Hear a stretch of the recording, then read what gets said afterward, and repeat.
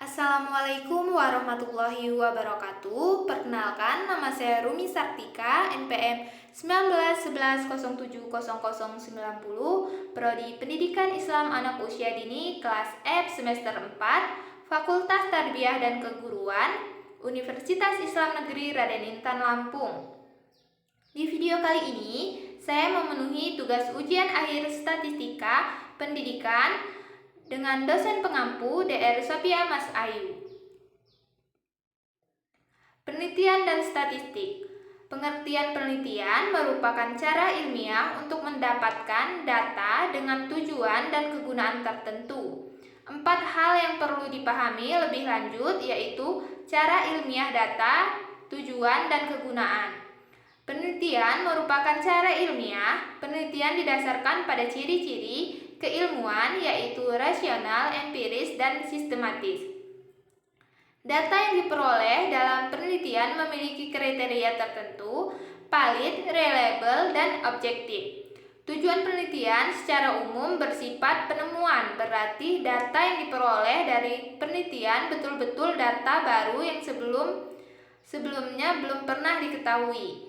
Adapun pembuktian data yang diperoleh diperlakukan untuk membuktikan adanya kegunaan terhadap suatu pengetahuan dan adanya pengembangan. Data yang diperoleh dari penelitian digunakan untuk memperdalam dan memperluas suatu pengetahuan. Statistika. Statistik diartikan sebagai alat pengolah data angka, sedangkan statistika cabang ilmu yang mengamati dan atau mengembangkan cara-cara pengolahan data angka. Statistik deskriptif. Teknik statistik yang memberikan informasi hanya mengenai data yang dimiliki dan tidak bermaksud untuk menguji hipotesis dan kemudian menarik inferensi yang digeneralisasikan untuk data yang lebih besar atau populasi. Statistik deskriptif hanya digunakan untuk menyajikan dan menganalisis data agar lebih bermakna, dan komunikatif yang disertai penghitungan sederhana untuk memperjelas karakteristik data. Statistik inferensial, statistik yang berkaitan dengan analisis data, sampel, untuk kemudian dilakukan penyimpulan inferensi yang digeneralisasikan kepada seluruh populasi. Statistik inferensial untuk menguji hipotesis, baik hipotesis nol maupun hipotesis kerja, tentang adanya tidaknya hubungan perbedaan dan fungsi peramalan di antara data variabel yang diuji. Statistik pendidikan dan penelitian pendidikan. Statistik pendidikan adalah ilmu pengetahuan yang atau mempelajari tentang prinsip, metode, dan prosedur yang perlu digunakan dalam rangka penyajian, penganalisisan bahan keterangan berwujud angka. Penelitian pendidikan adalah proses sistematis untuk memperoleh pengetahuan, to discover knowledge, dan pemecahan masalah, problem solving. Pendidikan melalui metode ilmiah, baik dalam pengumpulan maupun analisis datanya, serta membuat rumusan generalisasi berdasarkan penafsiran data tersebut. Macam-macam statistik. Statistik deskriptif yang digunakan untuk menganalisis data dengan cara mendeskripsikan atau menggambarkan data yang telah terkumpul sebagaimana adanya tanpa bermaksud membuat kesimpulan yang berlaku untuk umum ataupun generalisasi. Statistik inferensial, teknik yang digunakan untuk menganalisis data, sampel, dan hasilnya diberlakukan untuk populasi. Statistik parametris digunakan untuk menguji parameter populasi melalui statistik atau pengujian ukuran populasi melalui data sampel. Statistik non-parametris yaitu bebas dari keharusan terpenuhinya syarat-syarat data berskala interval atau rasio, syarat pengambilan data secara random berdistribusi normal atau normalitas, dan syarat memiliki varian yang homogen atau homogenitas, model regresi linear, dan lain-lain. Distribusi frekuensi, pengelompokan data menjadi tabulasi data dengan memakai kelas-kelas data dan dikaitkan dengan masing-masing frekuensi. Tujuan dari pembuatan tabel frekuensi adalah untuk mengatur data mentah belum dikelompokkan ke dalam bentuk yang rapi tanpa mengurangi inti informasi yang ada. Adapun kelebihan dan kekurangannya, kelebihannya dapat mengetahui gambaran secara menyeluruh, sedangkan kekurangannya rincian atau informasi awal menjadi hilang. Interval kelas adalah selisih antara tepi atas dan tepi bawah dari suatu kelas, tetapi bukan selisih antara batas atas kelas dengan batas bawah kelas. Tepi batas kelas diperoleh dengan menggunakan setengah kali satuan terkecil terhadap batas bawah kelas, sementara tepi atas kelas diperoleh dengan menambahkan setengah kali satuan terkecil terhadap batas kelas. Data statistik, himpunan nilai atau variabel atau datum atau informasi lain yang diperoleh dari observasi, pengukuran dan penilaian terhadap suatu objek atau lebih. Data kualitatif sama dengan diperoleh dari hasil pengamatan. Data kuantitatif diperoleh dari kegiatan pengukuran atau penilaian.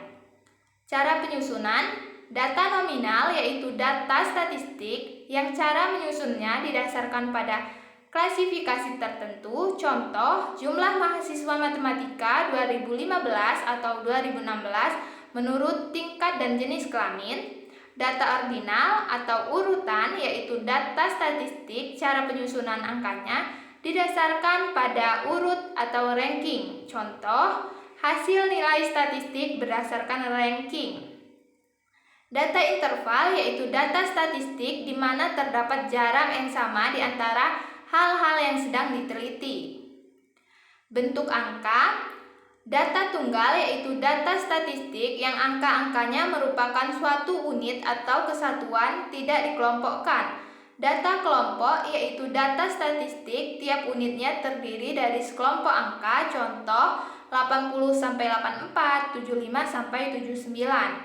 Berdasarkan waktu pengumpulannya, data statistika yaitu data statistik yang mencerminkan keadaan pada suatu waktu saja, contohnya pada semester Ghazal 2015 atau 2016. Data urutan waktu yaitu data statistik yang mencerminkan keadaan dari waktu ke waktu secara berurutan, contoh jumlah mahasiswa yang lulus dari tahun 2015 sampai 2016. Ukuran pemusatan data merupakan ukuran dari sebuah kelompok data yang dapat mewakili karakteristik dari sebuah populasi. Ukuran-ukuran tersebut diantaranya nilai rata-rata, mean, nilai yang sering muncul, modus, nilai tengah, median, dan kuartil, destil, persentil. Rata-rata, mean, dan berkelompok digunakan untuk menghitung nilai ukuran-ukuran pemusatan untuk data dengan jumlah yang banyak. Agar lebih cepat, proses perhitungan dibantu dengan membuat terlebih dahulu tabel distribusi frekuensi. Ukuran penyebaran data, suatu ukuran yang menyatakan seberapa besar nilai-nilai data berbeda atau bervariasi dengan nilai ukuran pusatnya atau seberapa besar penyimpangan nilai-nilai data dengan nilai pusatnya. Macam-macam ukuran, yang pertama jangkauan, yang kedua simpangan rata, yang ketiga simpangan baku, yang keempat kuartil, yang kelima persentil, dan yang keenam koefisien, yang terakhir angka baku. Populasi dan sampel. Populasi yaitu keseluruhan individu atau objek yang diteliti dan memiliki beberapa karakteristik yang sama. Sampel bagian dari jumlah dan karakteristik yang dimiliki oleh populasi tersebut. Syarat utama sampel representatif adalah sampel apabila kecenderungan sampel yang mendekati keadaan identik populasi. Kerepresentatifan sampel dipengaruhi homogenitas populasi, jumlah sampel yang dipilih, banyaknya karakteristik subjek, akuasitas teknik pengambilan sampel. Homogenitas populasi Aspek tempat geografis merupakan wilayah atau tempat subjek penelitian bertempat tinggal, provinsi, kabupaten, sekolah. Aspek subjek yaitu jenis kelamin, umur, rasial, pendidikan, kepribadian, sejarah kehidupan, dan inteligensi. Aspek sosial yaitu mencakup kelas sosial, keluarga, dan lingkungan sosial. Probability sampling yaitu teknik pengambilan sampel yang didasarkan atas probabilitas bahwa setiap unit sampling memiliki kesempatan yang sama untuk terpilih menjadi sampel. Non-probability sampling yaitu teknik pengambilan sampel yang besarnya peluang anggota populasi untuk terpilih menjadi sampel tidak diketahui. Korelasi adalah suatu alat analisis yang dipergunakan untuk mencari hubungan antara variabel independen atau bebas dengan variabel dependen atau tak bebas. Apabila beberapa variabel independen atau bebas dihubungkan dengan suatu variabel dependen tak bebas, disebut korelasi berganda. Sedangkan apabila suatu variabel independen atau bebas berhubungan dengan suatu variabel dependen tak bebas disebut dengan korelasi parsial. Koefisien korelasi Reng-Sperman. Koefisien korelasi ini mengukur kedekatan hubungan antara dua variabel ordinal. Koefisien korelasi ini dinamakan koefisien korelasi pangkat atau koefisien korelasi Sperman yang disimbolkan dengan R. Koefisien determinasi merupakan ukuran untuk mengetahui kesesuaian atau ketepatan antara nilai dugaan dengan data sampel. Koefisien determinasi didefinisikan sebagai berikut. Bagian dari keragaman total variabel tak bebas Y, variabel yang dipengaruhi atau dependen, yang dapat diterapkan atau diperhitungkan oleh keragaman variabel bebas X. Variabel yang dipengaruhi independen. Regresi linier sering digunakan untuk melihat nilai prediksi atau perkiraan yang akan datang. Apabila X dan Y mempunyai hubungan, maka nilai X yang sudah diketahui dapat digunakan memperkirakan Y.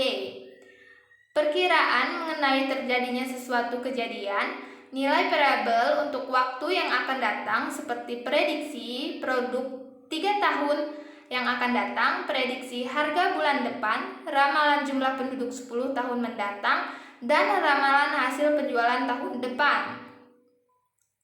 Regresi berdasarkan jumlah variabel bebas, ada satu variabel bebas, regresi sederhana, ada lebih dari satu variabel bebas, regresi berganda. Berdasarkan sifat hubungan kedua variabel, bersifat linier, bersifat non-linier, berdasarkan skala pengukuran variabel bebas dan terikat, variabel terikat, semua variabel bebas, interval atau rasio, regresi standar. Variabel terikat dan sebagian variabel bebas, interval, tapi ada sebagian variabel bebas nominal atau ordinal, regresi Dumi. Variabel terikat berskala nominal atau ordinal, regresi logistik atau ordinal.